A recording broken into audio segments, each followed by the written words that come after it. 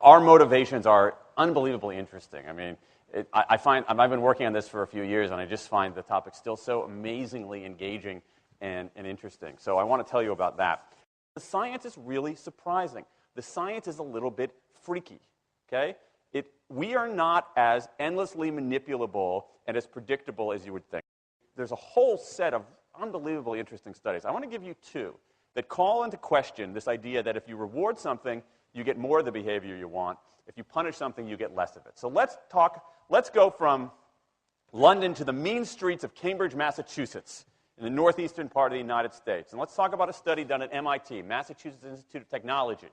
Here's what they did. They took a whole group of students, and they gave them a set of challenges. Things like memorizing strings of digits, solving word puzzles, other kinds of spatial puzzles, even physical tasks like throwing a ball through a hoop.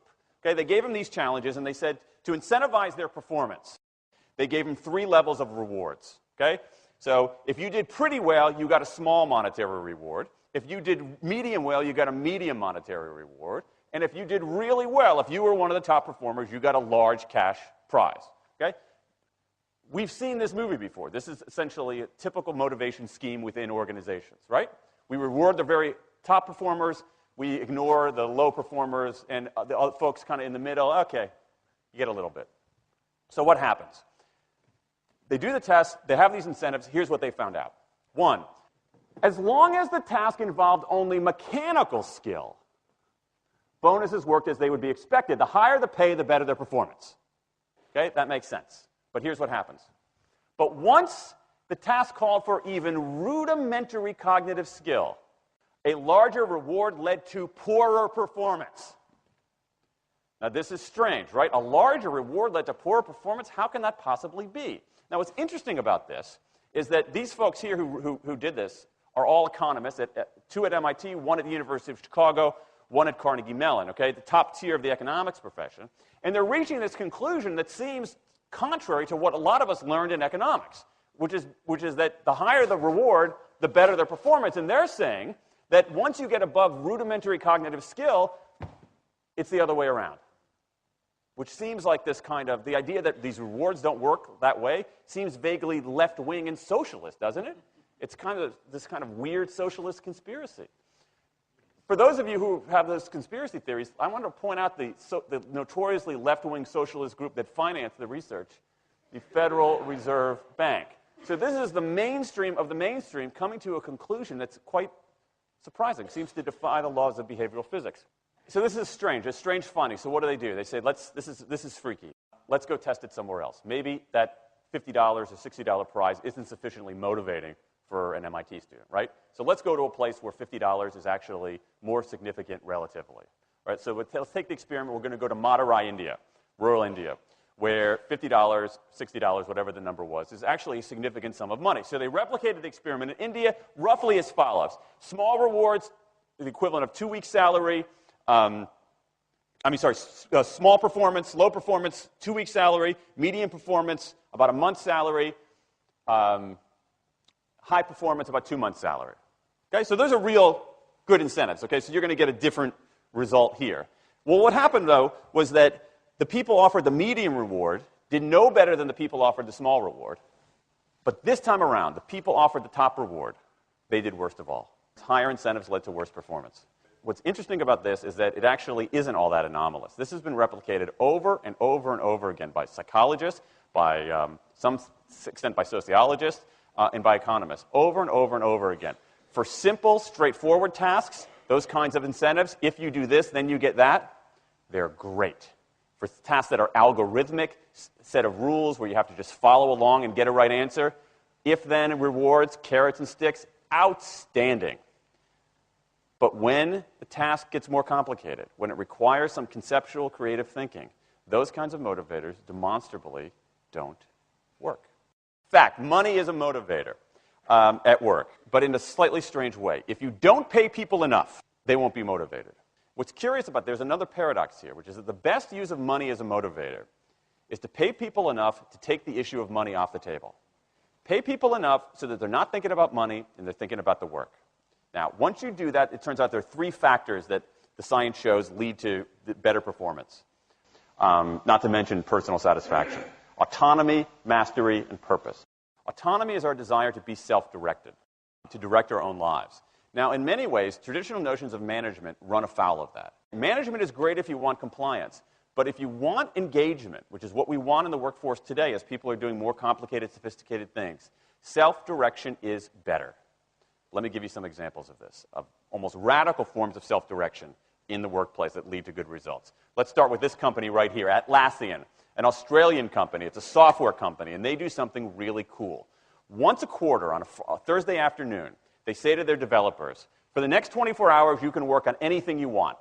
You can work on it the way you want. You can work on it with whomever you want. All we ask is that you show the results to the company at the end of those 24 hours in this fun kind of meeting, not a star chamber session, but this fun meeting with beer and cake and fun and other things like that. It turns out that that one day of pure, undiluted autonomy has led to a whole array of fixes for existing software, a whole array of ideas for new products that otherwise had never emerged.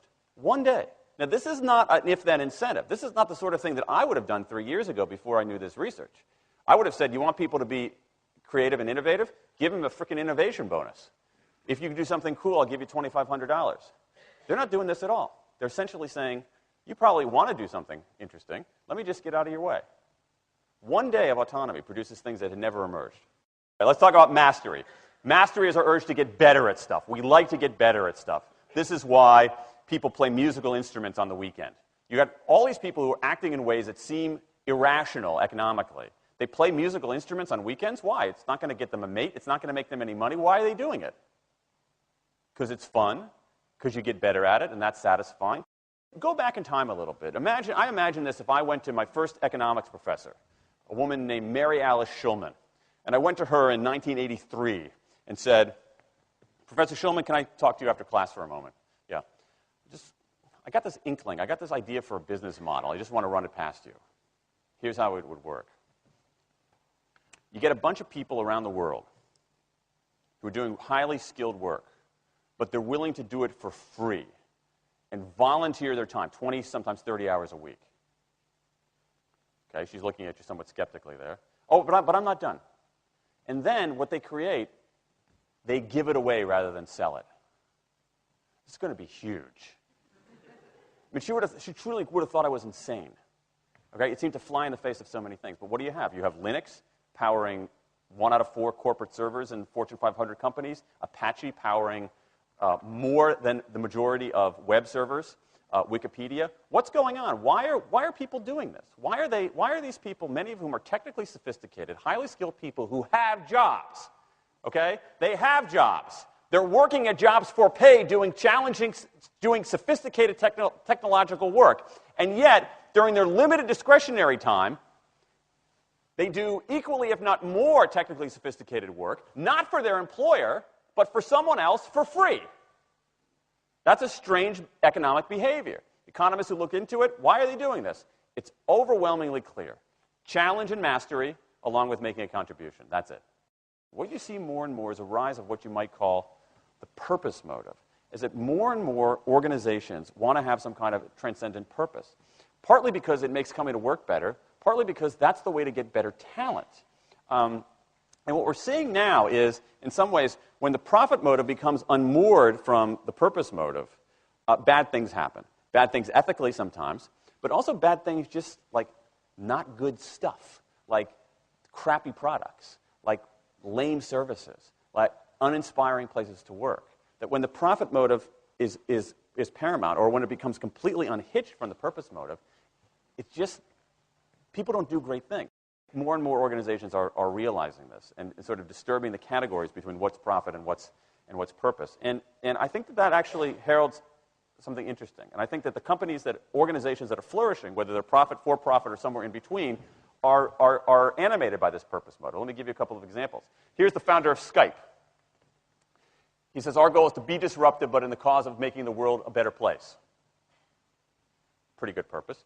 Here's Steve Jobs. I want to put a ding in the universe.